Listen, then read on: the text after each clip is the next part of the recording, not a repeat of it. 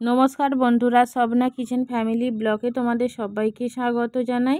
বন্ধুরা, তোমরা কেমন আছো? আশা করি তোমরা ভালো আছো। আমিও খুব ভালো আছি।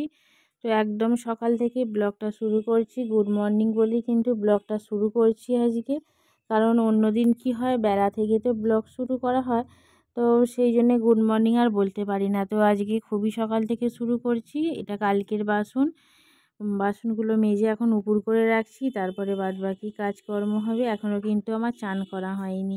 তো এখন চান টান করে সকালে একটু চা খেয়ে এখন বসে পড়েছি মিঠাইকে পড়াতে। তো পড়া মিঠাইয়ের হয়ে গেছে, এখন লিখছে। পড়াটা না মোটামুটি মানে ওর বয়স অনুযায়ী যেটুকু শেখার, পড়ার অক্ষরগুলো সব চিনে গেছে। ও এখন লেখাটা প্র্যাকটিস করাচ্ছি, কারণ সামনেই ডিসেম্বরে মিঠাইকে স্কুলে ভর্তি করাবো। আর লেখা বলতে কি, ও লিখতে পারে, আমি একটা লিখে দেবো, দেখে একটা লিখবে। ওকে হাত ধরে ধরে শেখাতে হয় না। আমাকে বলে, মামনি তুমি একটা লিখে দাও, ওইটা দেখে দেখে আমি লিখবো। তো আমি একটা একটা করে লিখছি, আর ও কিন্তু একটা একটা করে লিখছে।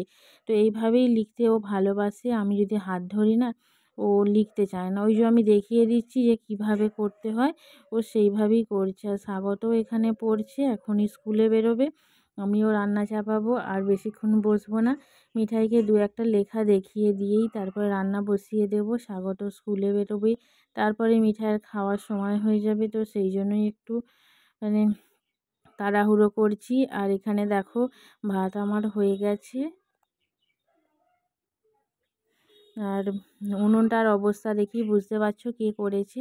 একটা লাঠি দিয়ে না ভিতর থেকে উনুনের ছাইগুলো বার করে উনুনের গা ময় মাখিয়েছে। আর ভাত আমার হয়ে গেছে, ভাতটা উপুড় করেও রেখে দিয়েছি।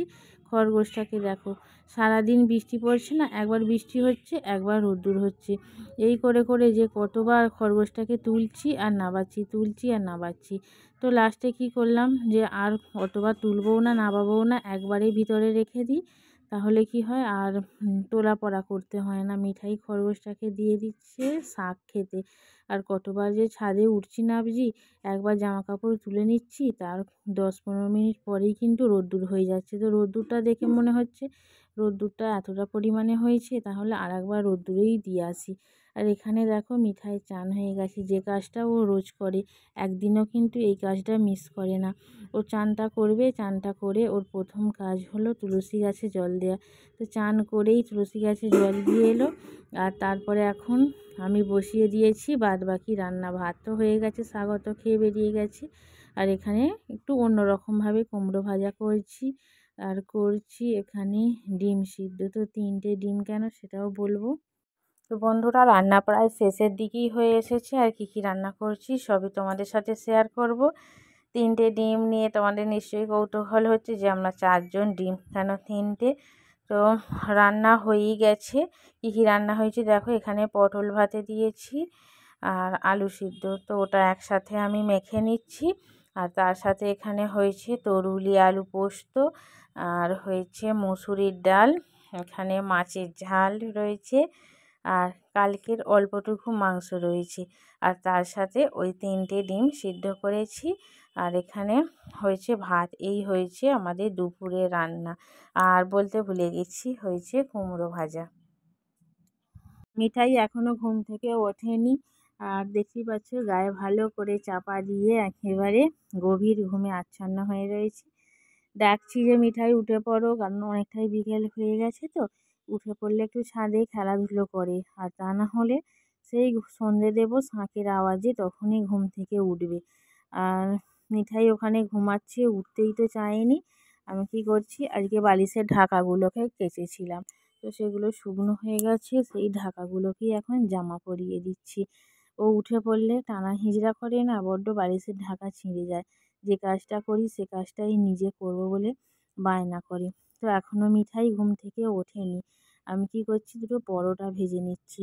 যে উঠলে ওকে খাওয়াবো, সন্ধে দেবো, তারপরে পড়াতে বসাবো, এই সবগুলো করতে করতে কখন যে 8টা 8:30 বেজে যায়, একেবারে কি বলবো। সন্ধে দেওয়ার পর থেকে ঘড়ির কাঁটা ঘুরতে ঘুরতে 10টা 10:30 পর্যন্ত কাজ আর মিটতে চায় না।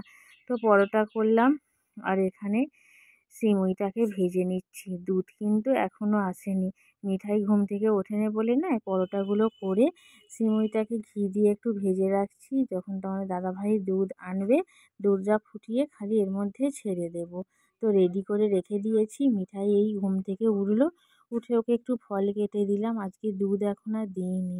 তো এই যে দেখো একেবারে ফ্রেশ হয়ে মানে ঘুম থেকে উঠে চুলে আসে দিলাম, একটু সাজিয়ে দিলাম। এখন পেয়ারা আর তার সাথে লেবু নিয়ে বসে পড়েছে। তো পেয়ারাটা খেলো আর এখন খাচ্ছে লেবুটা। মিঠাই ফল খেতে খুবই ভালোবাসে। স্বাগত তো ফল একদম খেতে চায় না। ও মিষ্টি খেতে ভালোবাসে স্বাগত, মিঠাই ফল খেতে ভালোবাসে। তো বসে বসে ফল খাচ্ছে। আমি যদি কেটে স্বাগতর হাতে একটা ফল দিই না, খেতেই চায় না। আর মিঠাই ফল থাকলে বলবে মামনি আগে কেটে দাও। তো দেখতেই পাচ্ছ বসে বসে ফল খাচ্ছে। আর ওর জন্যে কিন্তু রোজেরই একটা দুটো করে ফল চাই। আর এখানে দেখো তোমাদের দাদাভাই ডিম নিয়ে চলে এসেছে। তো একেবারে এক পাতা করে নিয়েই চলে আসে। তো সেই ডিমগুলোকে পাতার মধ্যে আর রাখি না, কারণ মিঠাই কী ভাবে যে ওটা হয়তো সিদ্ধ ডিম নয়, দু একবার ওরকম হয়েছে। খোসা ছাড়াবে বলে ডিমগুলোকে মানে ঠুকে ঠুকে না খোসা ছাড়াতে যায়, আর তখনই তো ভেঙে যায়।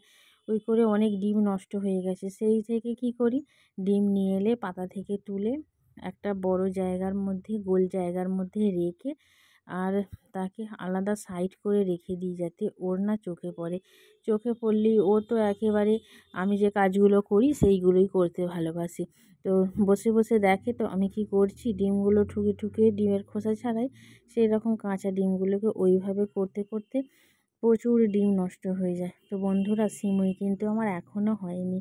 সিমুইয়ের দুধ এসে পৌঁছালো এইমাত্র। আর তোমাদের দাদাভাই নিয়ে চলে এসেছে চাউমিন। তো দুধটাও নিয়ে এসেছে আর তার সাথে নিয়ে এসেছে চাউমিন। তো এখন আমরা সকলেই বসে বসে চাউমিন খাচ্ছি। আর তারপরে কিন্তু সিমুই রান্নাটা করব। এখন দেখো কথা বলতে বলতে 8:30 থেকে 9টা হবে এরকম বেজে গেছে। তো কখনই রাতের খাবার খাবো আর কি বলবো, এক্ষুনি দেখবো 10টা 10:30। তো এই যে অবশেষে সিমুইটা আমার উদ্ধার হলো। এই যে সিমুইটাকে করতে বসিয়ে দিয়েছি আর একটু তরকারিও করে নেব, কারণ শুধু তো সিমুই দিয়ে আর পরোটা খাওয়া যাবে না। তো তরকারি একটু বসাবো আর সিমুইটা এখন করে নিই। মিঠাইকে পড়ানো খাওয়ানো সবই আমার কমপ্লিট হয়ে গেছে। বন্ধুরা, ব্লগটা এখানেই শেষ করছি। প্রথম থেকে শেষ পর্যন্ত দেখার জন্য অসংখ্য ধন্যবাদ।